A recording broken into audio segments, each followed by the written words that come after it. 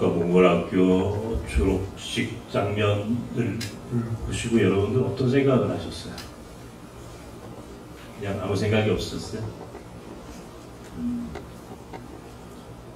저는 이 몽골학교 졸업식 날이면 하여튼 제가 꼭 울어요. 제가 워낙 잘 우는 사람인 것도 많지만 제가 아침에 나올 때 오늘은 울지 말아야지. 그런데 졸업식을 끝날 때쯤 되면 저도 모르게 혼자 울고 있는 저를 봅니다. 글쎄 왜 우는지는 잘 모르겠습니다만 분명한 것은 뭔가 감동이 있기 때문에 그래요. 감동이 있기 때문에. 그리고 감동이란 사실은 다른 사람한테는 다른 사람은 저를 이해할 수 없는 저만의 아주 특별한 느낌이 있습니다. 제가 벌써 이제 목사가 된 지가 꽤 이제 오래 흘렀습니다. 벌써 33년 오랫동안 목사. 이걸 목사짓이라고 하는데 목사짓 오래 했습니다. 근데 사실은 목사가 돼서 오랫동안 목회를 했다는 것은 저에게 그렇게 크게 자랑스럽지 않아요.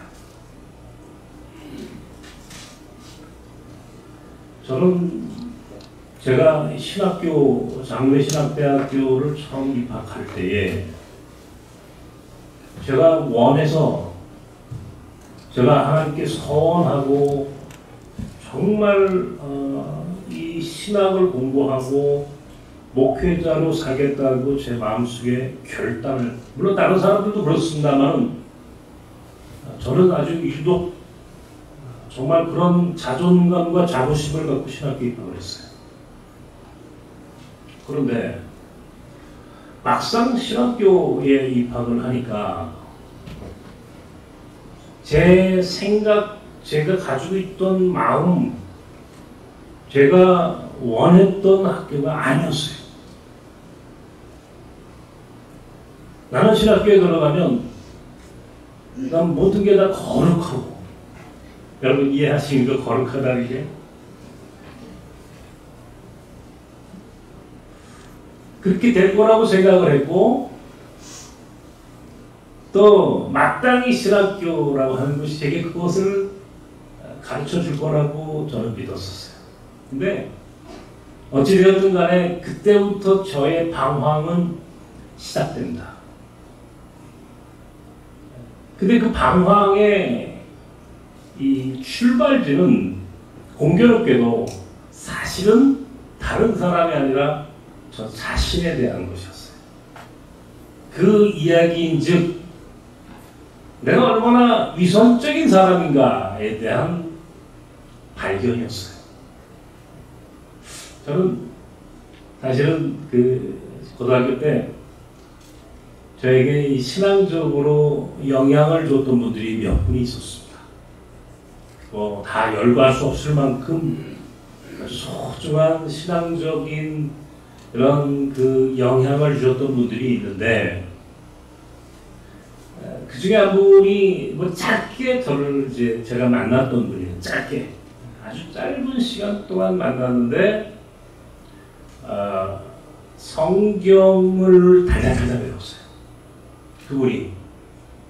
그러니까 얼마나 성경을 많이 외우는지, 하여튼 성경의 요절이란 요절은 한국말로 뿐만 아니라 영어로까지 그 성경을 외우고 마치 정말 나는 그것이 기독교인의 전부라고 생각할 만큼 제게는 굉장히 매력적이었어요. 저도 그분을 따라서 제 고등학교 2학년 때 성경을 외우기 시작했어요. 성경을 그분처럼 영어로도 외워보고, 지금도 영어로 성경을 몇 구절을 외울 수 있도록 저는 기억하는 것은 그때 외웠던 그 성경. 성경을 외우고 성경을 안다는 것은 참 중요하다. 그건 틀림없습니다. 굉장히 중요하죠. 성경 공부 얼마나 중요한지 사실은 제가 일찍이 경험을 했으니까. 그런데 막상 신학을 공부하고 제가 하나 깨달은 게 하나 있어요. 그리고 방황하게 된 원인이 하나 있어요. 성경을 달달달 외우고 성경을 공부한다고 신학을 공부한다고 신학교에 갔는데 정작 제가 깨달은 것은 삶이 따라오지 않는 거예요. 삶이 내가 외우고 내가 아는 성경만큼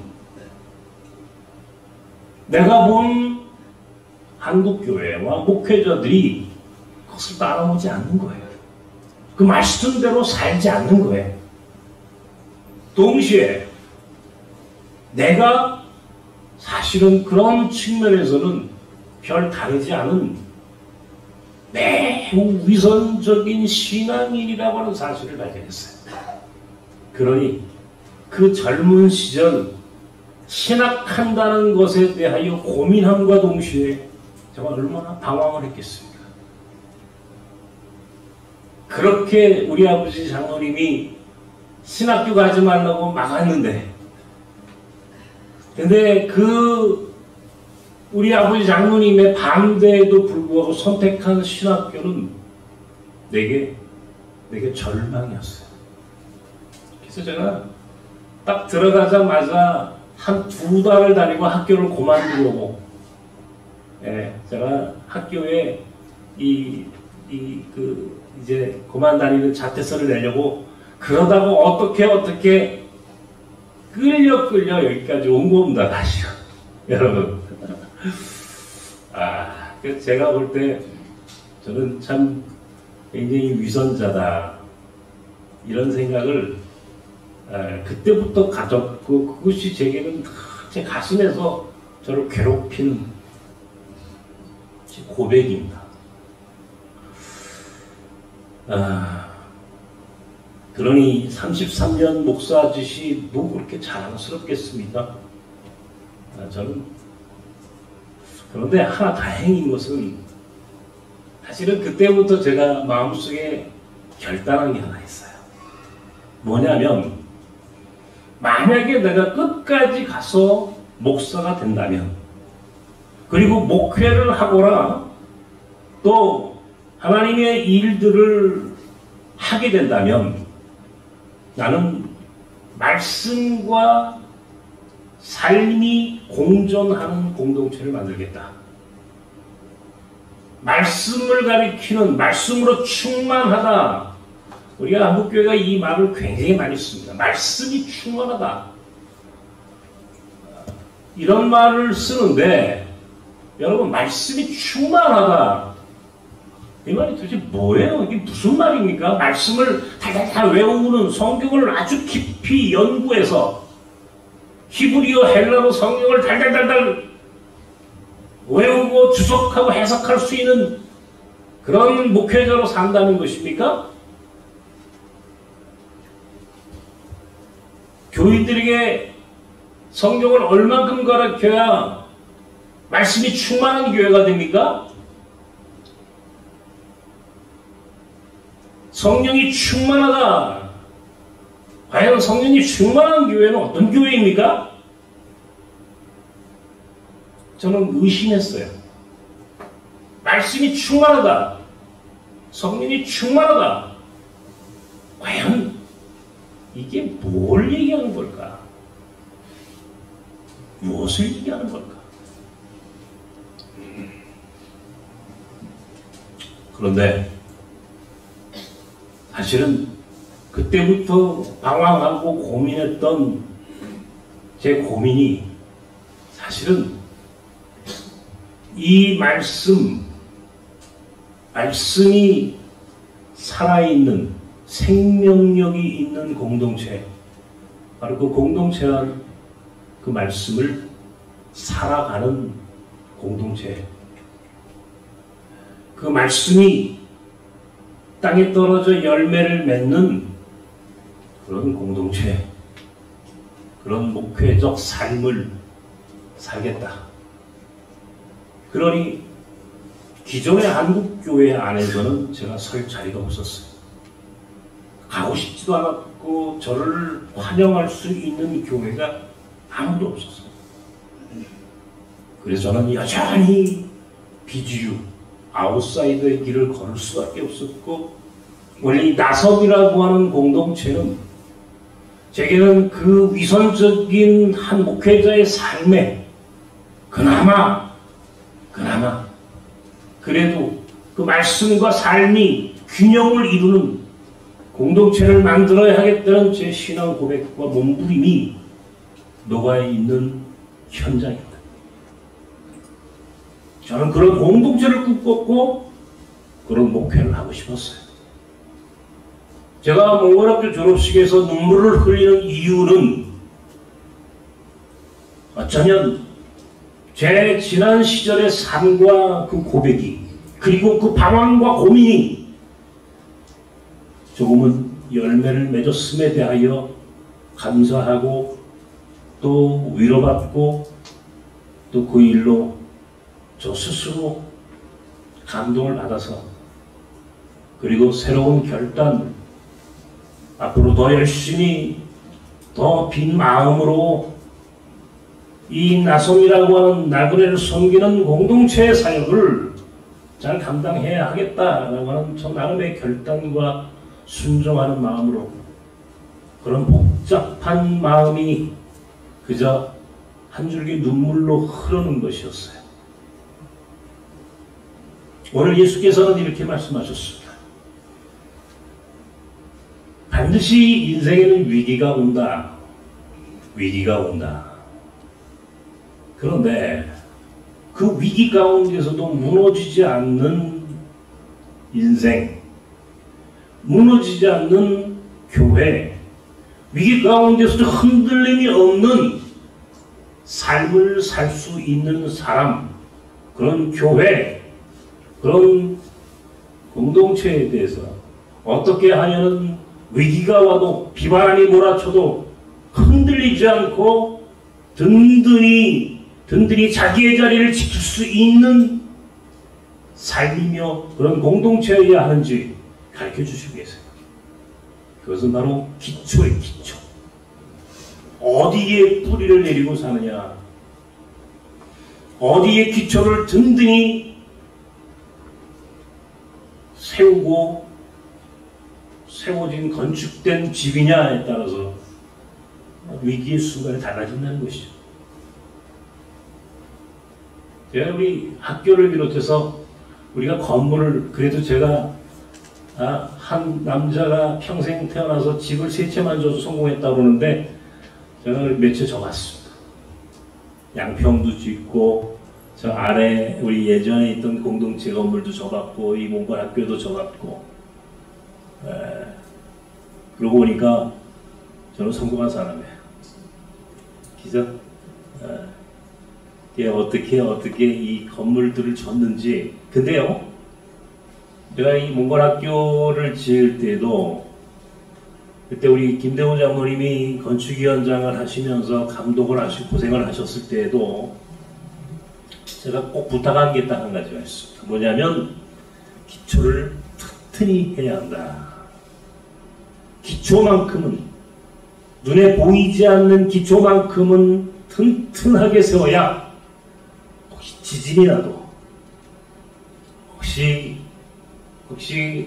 이 세상에 그 어려운 일들이 일어나도 든든한 학교, 든든한 건물이 될 수 있음에 대하여 요구했고, 그래서 튼튼하게 졌어요. 튼튼하게 졌어요. 겉은 화려하지 않아도, 겉은 사람들에게 그렇게 매력적이지 않아도 보이지 않는 기초만큼은 깊이 뿌리를 내려야 한다. 오늘 성경은 그것을 이야기합니다.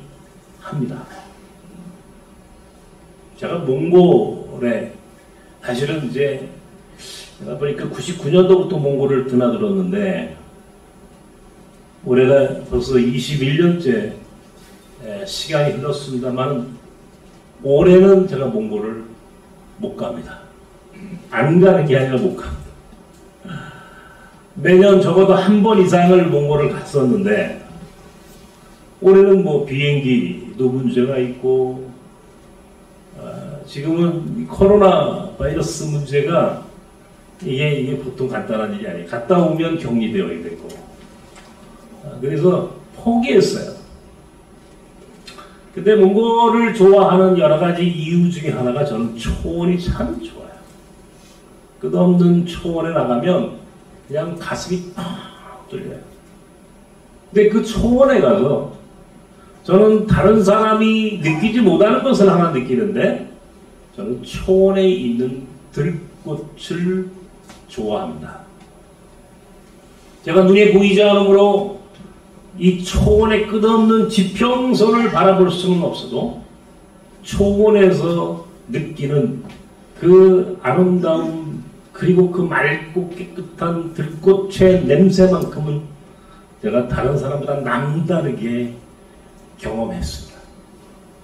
한 번은요, 그 들꽃을 찾아 한번 봅니다. 이 들꽃을 이렇게 한번 이 들꽃이 얼마나 뿌리가 깊은지 한번 해봤어요. 그 척박한 몽골의 그 초원에서 들꽃이 여러분 그 뿌리가 얼마나 깊이 박혔는지요. 제가 놀랐어요. 그 물을 그 척박한 그 땅에서 물을 빨아들이기 위하여 뿌리를 깊이 내리는 거예요. 그래서 들꽃이 생명력이 강하구나. 온실 속의 꽃은 아무리 화려해도 저기 오래 못 가요. 다 쉬더라 말라 죽습니다. 더욱이 어떤 비바람이 몰아치고 위기의 순간이 다가오면 온실 속의 꽃은 흔적도 없이 사라집니다. 그러나 그 초원의 척박한 곳에 핀 들꽃은 깊이 뿌리를 내렸으므로 어떤 경우에도 들꽃은 사라지지 않아요. 왜? 그는 깊이 뿌리를 내렸기 때문에. 뿌리 깊은 나무, 뿌리 깊은 들꽃, 그 의미가 오늘 이 성경의 내용이에요. 기초를 든든히 하라. 기초를 든든히 하라. 우리 거품 경제, 거품 인생 많이 얘기하잖아요. 그죠? 거품. 이 버블 경제, 인생도 그 거품이 많은 사람이 있어요. 신앙도 거품이 많은 사람이 있어요. 네? 이 경제도 기업도 요즘같이 어려울 때는요 훅 날아갑니다.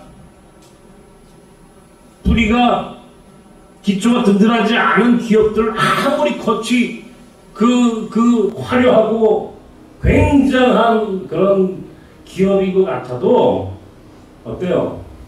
IMF 한번 탁 터지고 나니까 우리나라 30대 재벌 중에 지금까지 남아있는 것이 불과 몇 개가 안 됩니다. 여러분 아세요? 흔적도 없이 사라졌어요. 왜? 기초가 약하니까. 거품이에요. 거품. 인생도 마찬가지예요. 거품 인생이 너무 많아. 살면서 겉만 먼지로 하면 소용없어요. 내실이 있어야 되는 거예요. 겉만 화려하고 겉만 멋지면 그게 전부인 것 같지만 비바람이 위기가 그 인생에 들이닥치면 흔적도 없이 사라집니다. 거품이 빠지면 경제도 기업도 그 인생도 흔적도 없이 사라지게 돼 있어요. 신앙도 마찬가지입니다. 교회를 뭐 30년을 다녀도 40년을 다녀도 뿌리를 제대로 내리지 못한 신앙은요, 시험이 오고 혹은 이 세상에 그 어떤 어려움과 고난이 닥치면 견디지 못해요. 견디지 못해요. 어느 날 보면 없어져 버렸어요. 그 사람이 없어. 왜? 기초가 없으니까. 뿌리를 내리지 못하는 거야. 제가 아까 얘기했죠. 제가 신학교에 들어가서 방황하게 된 원인이 내가 그때 처음 깨달은 게 신앙은 겉멋이 아니다. 내가 그것 때문에 배워왔던 거예요. 신앙은 겉멋이 아니다. 나는 내가 어렸을 때 내가 배웠던 내가 매력적으로 느껴서 내가 신학교를 선택하고 목회자의 길을 결정했던 그 원인 중에 하나가 사실은 겉멋이에요. 겉멋. 한계를 깨달으니 내 자신에 대해서 내 실존에 대해서 내 신앙의 실존이란 사실은 밑바닥이 보이더라고요.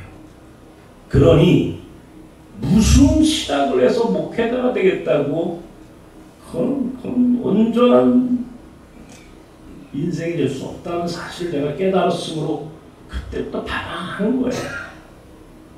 신앙이 겉멋으로 예수 믿으면 큰일 난다. 그때 내가 깨달은 거예요. 신앙도 거품이 되어서는 안 된다. 한마디로 얘기해서 이게 말씀이라고 하는 것에 대해서 우리는 참 추상적이고 막연하게만 여깁니다. 여러분 성경 많이 알죠? 우리 교인들 아마 우리 나선교회 오기 전에 뭐 이것저것 많은 훈련을 받으셨을 거예요. 한번 본인이 한번 생각해 보십시오. 아니, 우리 한국교회를 봅시다. 한국교회를 봅시다. 무슨 제자 훈련, 경배와 찬양, 새벽 기도, 한국교회가 그렇게 자랑하는 이 브랜드가 있어요. 브랜드. 각 교회마다 가지고 있는 브랜드가 있다고. 그런데 이게 과연 이게 정말 이 제자 훈련, 그래서 제자가 됐어요? 제자가 됐어요? 제자가 됐으면 어떻게 되어야 합니까?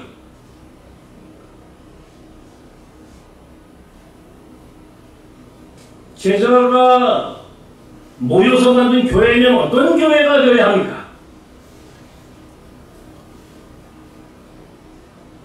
그렇게 새벽 기도를 열심히 했어요. 그래서 부흥했어요.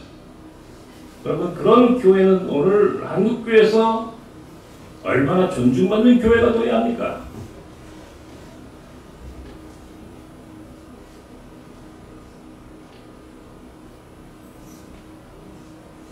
예수께서 우리에게 말씀과 삶이 어떻게 조화를 이루어야 하는지를 잘 설명한다. 사실은 우리의 모델은 이 세상의 그 어떤 교회도 어떤 신앙인도 아니고 바로 오늘 성경에 있는 예수, 그분밖에 우리에게 모델은 존재하지 않습니다. 그분이 우리의 모델이에요. 우리가 따르고 배워야 할 분은 예수. 제가 예수라고 하는 그분에 천착하게 된 길이 이유가 있어요. 제가 성경을 통하여 깨달은 진리는 바로 예수가 우리에게 가르쳐 주셨던 복음의 가치, 하나님을 사랑하고 이웃을 사랑하라. 이게 딱 한마디로 그분이 우리에게 가르쳐 주시려고 했던 가장 중요한 복음이에요. 하나님을 사랑하고 이웃을 사랑하라. 나머지는 다 그냥 거기에 붙어있는 것뿐이지 가장 중요한 핵심은 딱 이 한마디예요. 그리고 하나님을 사랑하는 사람들, 그리고 이웃을 사랑하는 사람들이 충만한 공동체를 이름하여 그는 하나님의 나라라고 우리에게 설명한다. 하나님의 나라가 어떤 나라냐? 하나님의 나라는 하나님을 사랑하는 자들과 동시에 하나님을 사랑한다면 이웃을 사랑한다는, 다시 말하면 하나님을 사랑한다는 신앙의 고백과 동시에 이웃을 사랑한다는 실천이 공존하는 나라, 이게 하나님의 나라다. 예수께서는 그 나라를 우리에게 가르쳐 주셨고 그가 그의 삶으로 우리에게 보여주셨어요. 그러니 예수는 말씀을 많이 하지 않아요. 예수는 생각보다 많은 이야기를 하지 않았어요. 성경의 사복음서에 나오는 예수의 행적은 그의 설교가 삶으로 드러난 이야기들입니다. 한마디로 얘기해서 설교를 잘하는 목사가 아니라 삶으로 살았던 예수의 그 모습이 오늘 우리 교회의 모습이어야 되겠다. 그러니 예수 주변에는 가난한 사람들이 모여들었고 배고픈 자들이 찾아왔고 병든 자들과 소외당한 자들이 나아가서 세리와 창녀와 죄인들이 예수의 친구이며 예수께서 평생 만났고 더불어 살았던 사람들이었어요. 그는 말로 하나님의 나라를 설명한 것이 아니라 삶으로 친히 고통받는 자들과 함께 하심으로 인하여 하나님의 나라가 어떤 나라여야 하는지를 우리에게 가르쳐 주고 있다는 거예요. 반면에 예수가 가장 미워했고 싫어했던 사람들은 바리새인들이었습니다. 한마디로 율법주의자들이었어요. 그들은 겉으로 볼 때는 정말 좋은 신앙을 가진 것처럼 보입니다. 거리에서 정말 그 율법대로 사는 모습을 보여주고 금식을 했고 기도를 했고 철저하게 성전 중심의 삶을 살았던 사람들이 바리새인들이에요. 그런 역설적이게도 예수는 왜 그런 바리새인들에 대하여 저들은 위선자다, 독사의 새끼들이다, 회칠한 무덤 같다라고 왜 이야기하셨을까요? 그들에게 말씀이 없어서? 말씀을 산다는 게 뭐예요? 말씀을 실천한다는 게 뭐예요? 그들은 분명히 말씀을 실천하는 거예요. 율법을 실천했다고요. 성전 중심으로 기도했고 금식했고 그렇게 분명히 그들은 그들 나름 바리새인 나름 말씀을 실천했다고요. 그런데 예수가 보기에 그것은 말씀을 실천한 게 아니야. 그가 생각하는 하나님의 말씀을 실천한다는 것은 종교자가 되는 게 아니야. 종교인이 되는 게 아니야. 진정한 신앙인은 때에 따라서는 사람들에게 오해를 받아도 복음의 가치와 복음의 의미를 정확히 깨닫고 실현하는 자다.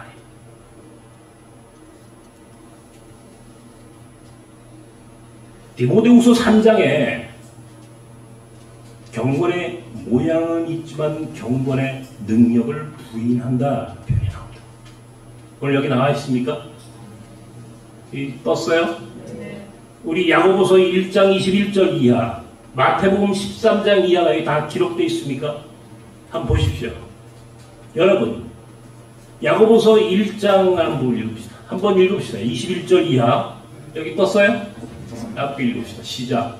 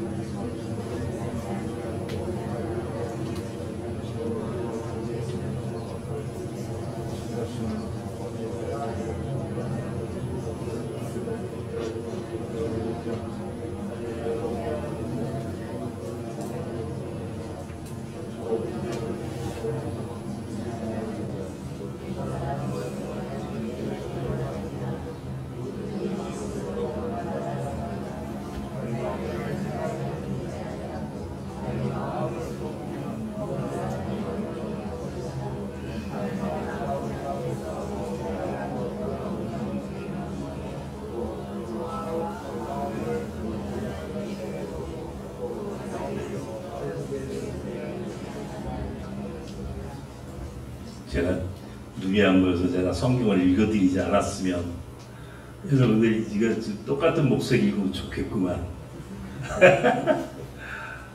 다음 이해가 되시죠? 그죠? 마태복음 13장에도 예수께서 한 알의 밀이 땅에 떨어져야 한다. 땅에 떨어져야 한다. 그런데 그 땅에 떨어져야 할 것은 다른 게 아니라 말씀이다. 말씀이다. 저는요, 한 알의 밀이 땅에 떨어져서 썩지 아니하면 하면서 쭉 예수께서 설명하시잖아요. 30배, 60배, 100배의 열매를 맺는다. 근데 뭐가 땅에 떨어져야 된다는 거예요, 도대체? 뭐가? 에? 주제가 없잖아. 주어가 없잖아. 뭐가 땅에 떨어져야 돼요? 말씀이 떨어져야 한다는 거예요. 말씀이.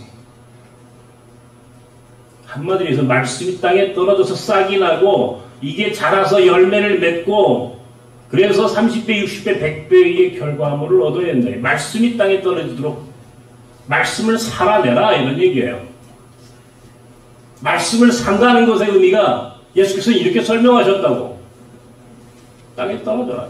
근데 유전자 변형된 콩처럼 이게 씨 없는 수박처럼 겉은 튼실하고 좋아 보이는데 땅에 떨어져 봐야 싹이 나지 않아. 생명을 잃었다고. 생명을. 오늘 제가 이 설교를 준비하면서 저 자신을 돌아봤어요. 과연 나는 생명이 있는 삶을 살고 있는가? 과연 나섬은 생명력이 있는 공동체인가? 다른 사람을 비판하고 다른 사람을 비난하기 위해서 이 설교를 하는 게 아니에요. 나는 내가 오늘 살고 있는 내 삶의 자리, 나섬 공동체, 조금 더 확장해서 오늘 한국교회가 과연 말씀을 살고 있는가? 말씀이 땅에 떨어져서 열매 맺고 있는가? 혹시 한국교회는 말씀이 많은데 전부 다 유전자 변형된 콩들처럼, 씨앗처럼 아무런 생명력을 갖고 있지 않는 빈 껍데기 같은 공동체가 아닐까? 그런 교회가 아닐까? 의심하고 또 의심하자는 거예요. 왜? 오늘 우리는 위기의 시간을 살고 있기 때문에. 코로나는 오늘 우리의 거품을 다 빼요. 경제도 인생도 나가서 올 교회도 용납하지 않으십니다. 하나님은 코로나를 통해 우리에게 분명히 말씀하셨어요. 코로나가 오늘 우리에게 이야기하는 게 뭡니까? 한국교회 이야기하는 게 뭡니까? 하나님은 이야기했어요. 나는 그런 예배를 받지 않겠다. 이게 한마디로 더 이상 하나님은 예배를 받지 않으신다. 더 이상 죽어가는, 죽어있는 생명력이 없는 말씀으로만, 쓰레기 같은 말씀으로만 가득한 교회는 존재할 수 없다. 기존의 한국교회가 이야기했던 성령 충만, 그런 것은 없다. 새로운 교회, 새롭게 리모델링 되어 있는 신앙인으로 거듭나지 아니하면 오늘 우리의 미래는 존재할 수 없다. 이게 하나님의 코로나, 작은 보이지 않는 바이러스를 통해 우리에게 가르쳐 주시려는 겁니다. 다시 예수에게로 돌아갑니다. 예수는 그의 3년의 생활 동안에 우리에게 보여주셨어요. 어떻게 살아야 하는지. 그리고 마지막 그가 십자가 위에서 그는 마지막 자기의 삶을 태웠습니다. 죽어감으로 우리에게 보여주셨어요. 어떻게 살아야 하는지를.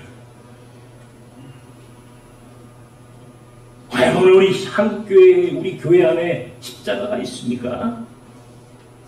과연 우리 교회 안에 말씀이 살아서 생명력이 있는 말씀으로 정말 하나님의 나라를 지향하고 하나님의 나라를 만들어가고 있습니까? 예배는 있고 기도는 있는데 멋진 성가대는 있고 그럴듯한 찬양은 있는데 왜 오늘 교회가 이 세상에서 반사회적 집단이 되었고 가장 모렴치한 집단으로 매도당해야 하는지. 오늘 아침에 제가 방송을 듣다가 깨달은 게 하나 있어요. 뒤에 오는데 기독교 방송에서 참 되게 마음 아프게 하는 깨달음을 하나 주시더라. 교회다움과 교회스럽다. 요즘 그런 말이 있대. 교회스럽다. 세상 사람들이 그런데 교회스럽다. 교회스럽다. 이게 욕하는 게 교회를. 교회다움이 없어지고 교회스럽다라고 하는 말로 오늘 우리 교회가 그렇게 이 세상에서 버림받고 손가락질 당했다는 그 이야기를 들으면서 야, 이게 오늘 우리 한국교회 오늘 교회의 현실이구나. 왜 교회스럽다는 이야기를 들어야 할까? 왜 교회답다. 교회답다. 신앙이 답다라고 하는 말을 듣지 못하고 왜 오늘 우리는 교회스럽다는 비아냥되고 조롱이 섞인 이야기를 들어야 할까? 다시 제가 젊었을 때 신학을 공부하며 방황했고 고민했던 시간들로 돌아간다. 나는 왜 그때 방황했으며 고민하고 살았을까? 그리고 그 방황과 고민의 열매와 결과가 오늘 나섬이라고 한다면 나섬은 과연 오늘 말씀과 삶이 공존하고 있는 공동체인가? 나는 그래서 그 방황과 고민이 말씀과 삶이 함께 공존하는 공동체를 이루어야겠다고 결심했고 그래서 지금까지 이 사역을 해왔습니다마는 과연 오늘 우리는 말씀이 있고 이 안에 삶이 있는가 돌아봅니다. 저는 여러분에게 적어도 나섬의 교인들에게 말씀을 가르친다라고 하는 것, 여러분이 말씀을 많이 안다는 것은 곧 말씀을 실천하는 것이다. 그렇게 말하고 싶습니다. 우리는 예배와 동시에 나그네를 섬겼습니다. 지금도 섬겨야 하고 앞으로도 섬길 것이고 우리 안에 몽골 학교의 모습을 보면서 여러분들 어떤 생각을 하셨습니까? 라고 제가 물었어요. 여러분이 있어서 몽골 학교가 존재하는 거예요. 여러분과 함께 나섬의 사역을 이루어 갑니다. 나는 여러분과 함께 돌아오지 않는 선교사들을 파송했고 그들을 지금도 그들과 함께 동역하고 있는 거예요. 내가 여러분께 부탁합니다. 여러분, 예배만 드리는 교회에서 신앙생활 하기를 원하시면 굳이 나섬에 오실 필요가 없어요. 나섬이 아니어도 한국교회는 정말 멋진 예배를 많이 드립니다. 멋있는 예배당에서 잘 구성된 설교와 화려한 성가대의 찬양 소리가 아주 기가 막히게 어우러진 교회가 한국교회는 수두룩해. 나성처럼 척박하고 나성처럼 거칠고 나성처럼 촌스러운 교회는 그렇게 매력적이지 않아. 나에게 왜 저쪽 교회처럼 우리 교회도 왜 그런 프로그램이 없느냐고 요청하지 마십시오. 나섬은 나섬이기를 멈출 수 없어요. 나섬 공동체가 오늘 여기에 여러분과 함께 존재하는 이유는 우리는 말씀을 예수의 삶의 모습에처럼 그가 말씀을 몸으로 사셨던 것처럼 그가 말씀을 그의 삶으로 실현했던 것처럼, 그래서 하나님의 나라가 이런 것이다 라고 보여주셨던 것처럼 우리는 말이 아니라 삶으로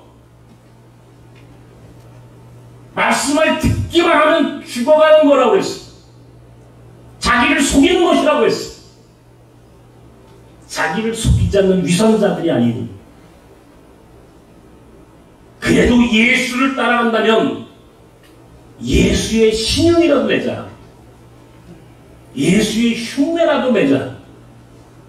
하나님 나라가 무엇인지는 막연히 알지 못하지만 그럼에도 예수가 우리에게 보여주셨던 그 희미한 하나님의 나라를 우리 안에서는 한번 도전해보자. 이런 꿈을 가진 사람들이 공동체가 나섭니다. 그런 공동체를 지향했고 나는 여러분이 그런 교인이 되기를 바랍니다.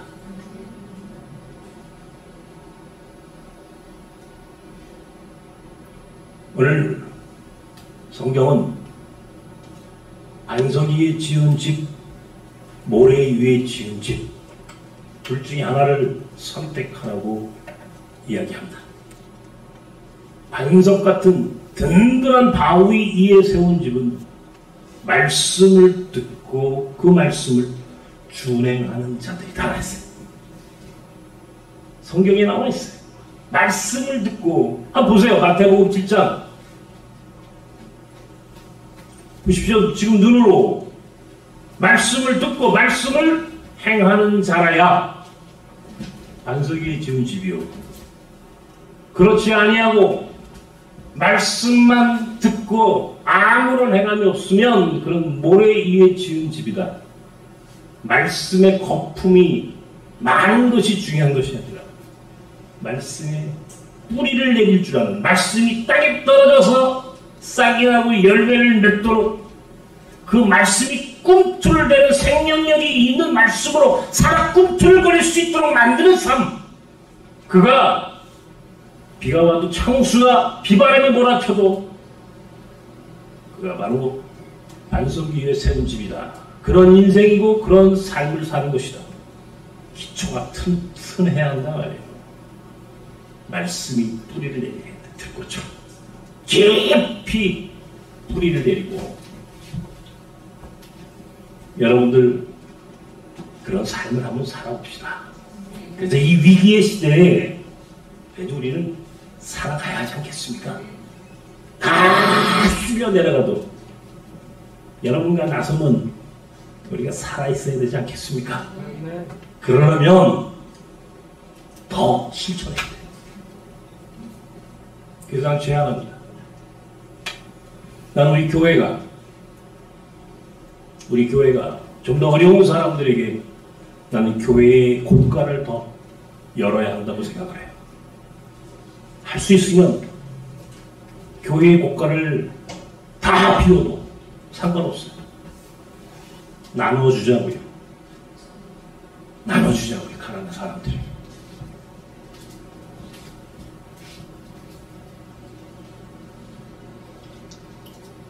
우리 선교지인 우리 나선의 선교사들이 이 어려울 때 쉼터도 만들어서 운영하고, 오늘 예배를 드리 다음 주에 아마 여러분 그 동영상을 보실 겁니다. 부자트가 전화가 왔어요. 나는 우리 선교사들하고 전화 통화를 하면 너무 행복해요. 어떻게 하라. 쉼터의 목사님 또 한 가정이 들어와서요. 그래, 어떻게 먹을 것은 충분해? 내가 돈 좀 보낼까? 그랬더니 아니요, 조금만 기다리세요. 기도만 해주세요. 지금은 빵가지도 가난한 사람들과 더불어 나눕니다. 걔 좀 도와줄까? 아니요. 참. 그 호기들이 좋아. 그래, 조금 기다려볼게. 기다려줄게. 그래. 나한테 그래요. 나섬에서 배운 겁니다. 그 배짱이. 나섬 공동체 안에서 여기서 신학을 하고 예수를 믿고 여기서 신학을 하고 목사님과 함께 나섬 공동체가 어떻게 사역하는지 그 사역을 통해서 내가 배운 것입니다. 고작된 고백입니다. 기분이 좋았어요. 다 풀자. 언젠가는 다 내려놓고 가야 할 것인데 기회가 왔을 때 나누자. 나그네를 섬긴다. 나섬. 나보고 사람들이 나섬이 뭐냐? 나그네를 섬깁니다. 나그네가 섬김입니다. 나서서 섬기는 겁니다. 우리는 적어도 말씀을 실천하는 공동체입니다. 이게 나섬이어야 합니다. 오늘 성경이 가르쳐준 대로 말씀을 듣기만 하는 게 아니라 말씀을 듣고 준행하는 반석 위에 세운 집처럼, 그래서 어떤 위기도 우리를 무너뜨리지 못한다는 사실을 믿고 끝까지 우리의 원칙을 지키고, 그래서 살아있는 공동체로 다시 한번 거듭나기를 원하는 저와 여러분이 되기를 주님의 이름으로 축원합니다. 하나님, 이 시간 짧게 기도합니다. 하나님 아버지, 우리에게 말씀이 무엇입니까? 말씀이 도대체 오늘 우리 안에서 어떻게 살아내야 합니까? 하나님의 나라가 말씀이 삶으로 실현되는 사람들의 공동체, 하나님을 사랑하고 이웃을 사랑하는 사람들의 그 모습 속에서 하나님의 나라가 만들어진다고 예수께서 가르쳐 주셨고 그의 삶으로 보여주셨다면, 오늘 우리는 어떻게 하나님을 사랑하고 오늘 우리의 삶의 현장에서 우리 이웃을 사랑합니까?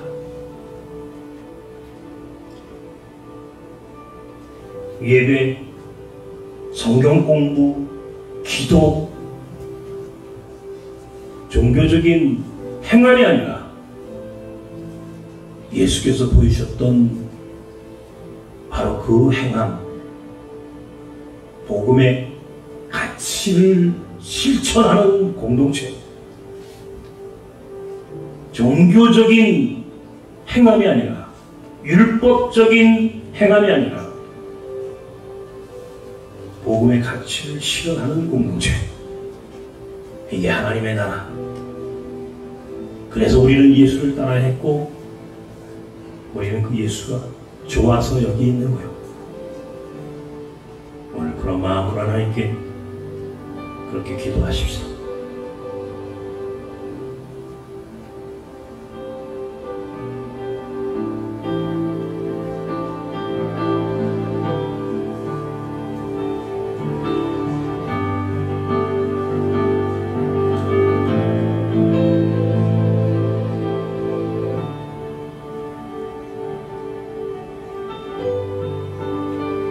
하나님 아버지, 오늘 예수께서 비바람이 몰아쳐도 무너지지 않는 집, 무슨 반석 위에 세운 집이라 하셨습니다.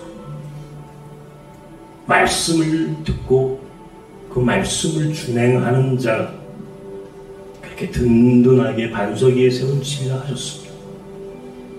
말씀만 듣고 말씀만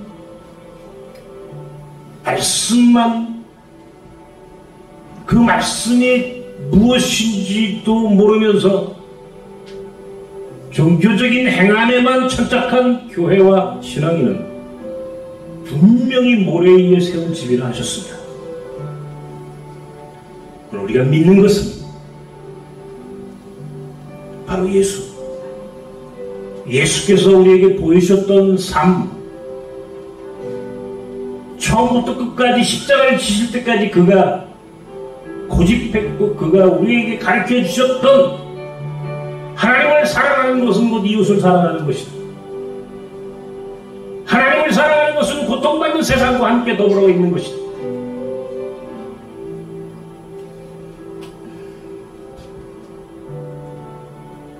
그렇게 길을 걸었던 예수의 길을 따라가는 나섬이 되기를 소망한다. 그런 나섬 사람들이 되게 하여 주시옵소서. 예수님의 이름으로 기도하옵나이다. 아멘.